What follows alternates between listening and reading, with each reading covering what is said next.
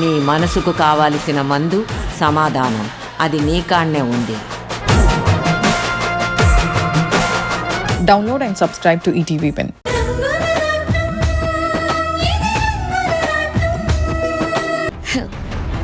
Uncle, ఈ శశి ఏది ఫ్రీగా చేయదు. నాది గివ్ అండ్ టేక్ పాలసీ.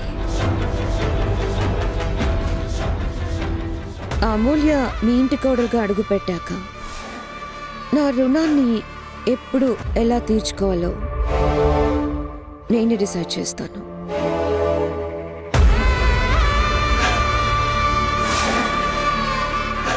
అన్నయ్య, మమ్మల్ని ఆశీర్వదించండి.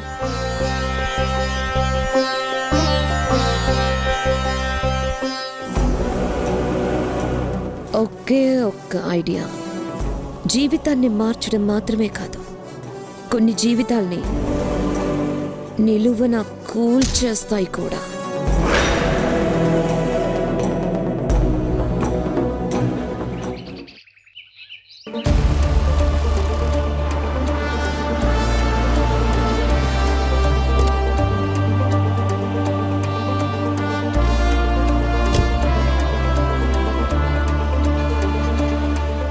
Good morning sir. Good morning. Good morning. Morning. Good morning. Good morning. కూర్చోండి కూర్చోండి. Good morning sir. Good morning. నమస్తే సార్. నా చెల్లెలు అమూల్యకి పెళ్లి ఫిక్స్ అయింది. ఓ, congratulation sir. Thank you. Thank you. మన స్టాఫ్ అందరికీ చెప్పి ఈ స్వీట్స్ పంచండి. అలాగే సార్. అలాగే.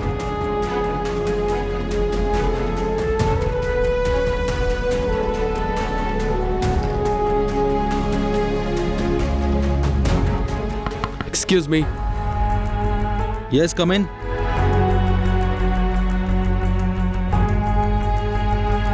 అనయ్య, రానయ్య, కూర్చో. బాలు, ఏంట్రా నువ్వు చేసింది? ఒక్కగానొక్క చెల్లి పెళ్లి సెటిల్ చేయాలని ఇంట్లో అందరూ సంతోషంగా మాట్లాడుతుంటే నువ్వు చేసి ఇంట్లో లేకుండా ఆఫీస్కి వచ్చేస్తారా? అమ్మ నాన్న ఎంత బాధపడ్డారో తెలుసా? ఇంట్లో మా నిర్ణయాలకు ఎలాంటి విలువ లేనప్పుడు మాకు కూడా పెయిన్గానే ఉంటుంది. బాలు, ఎక్కడి నుంచో వచ్చింది కాబట్టి నీ భార్యకి తెలియకపోవచ్చు. మన అయోధ్య నిలయంలో, మన కుటుంబంలో మనందరం ఎంత ప్రేమగా ఉండేవాళ్ళం. తోడబుట్టిన వాళ్ళగా అందరం కలిసిమెలిసి ఎంత సంతోషంగా ప్రతి పండగని జరుపుకునేవాళ్ళం. మన బంధాల గురించి, అనుబంధాల గురించి అన్నీ తెలిసిన నీకేమైంది? ఎందుకిలా మారిపోయావు? బావగారు, ఇక ఆపండి. నేను బయట నుంచి వచ్చిందాన్ని కాబట్టి నాకేం తెలీదు. మీరు మాత్రమే ఆదర్శ పురుషులు, ప్రేమమూర్తులు.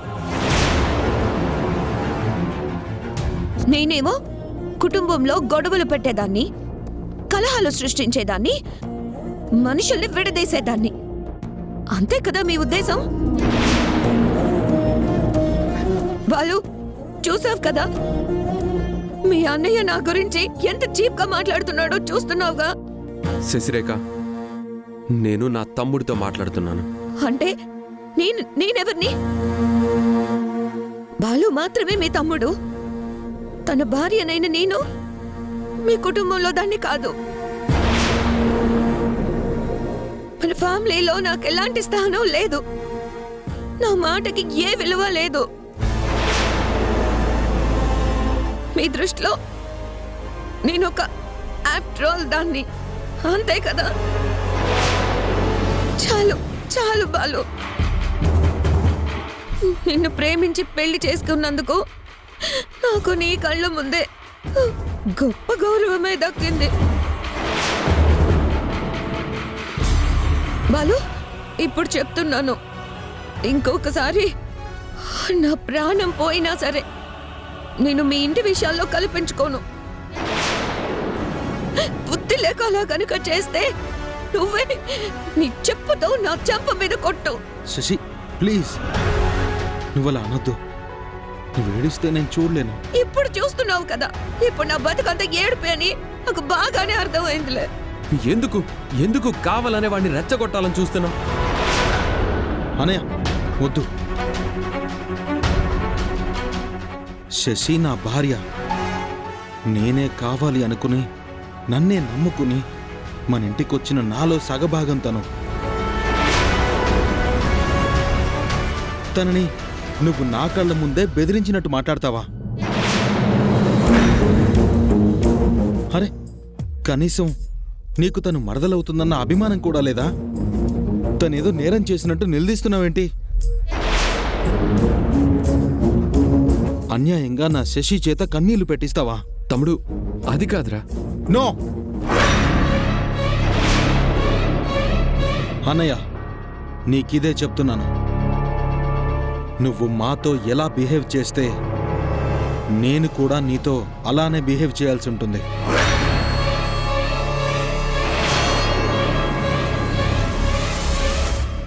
If you want to ditch me, I will ditch you to. Mind it.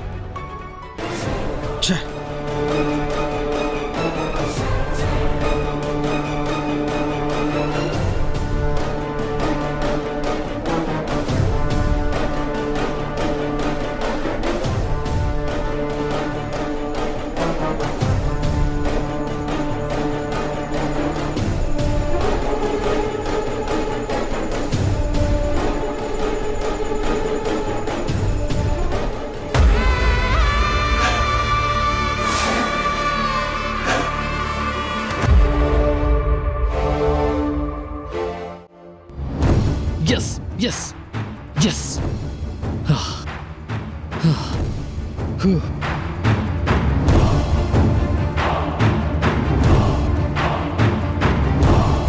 పెళ్లి ఫిక్స్.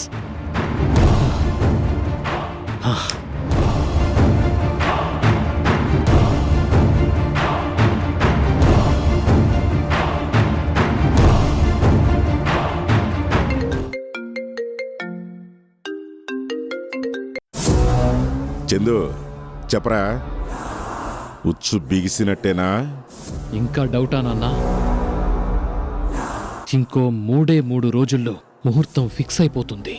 శభాష్ రా చందు, ఈ తండ్రిని మించిన కొడుకు అనిపించుకున్నావు.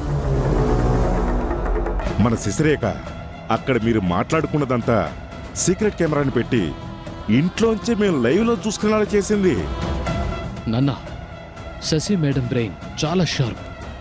తనతో చేతులు కలిపినందుకే మన పని చాలా ఈజీ అయిపోయింది. అవునరా, శత్రువు కలిసి మిత్రులు అవుతారన్నమాట అక్షరాల నిజం. నాన్న, ఈ 3 రోజులు మీరు నేను కూడా చాలా కేర్ఫుల్గా ఉండాలి. ఎవ్వరికి ఎలాంటి అనుమానం రాకుండా మేనేజ్ చేయాలి. నాన్న, ఆ ఆదిత్యగాడు తల పగిలినా కోలుకున్నాడు. వాడికి మా పెళ్లి విషయం తెలియకుండా జాగ్రత్త పడాలి. సరే, వాడి సంగతి నేను చూసుకుంటాలే కానీ నువ్వు మాత్రం నీ మంచితనం అనే ముసుగు జారిపోకుండా చూసుకో. అది నువ్వు నాకు ప్రత్యేకంగా చెప్పాలా నాన్న? అలాగేరా.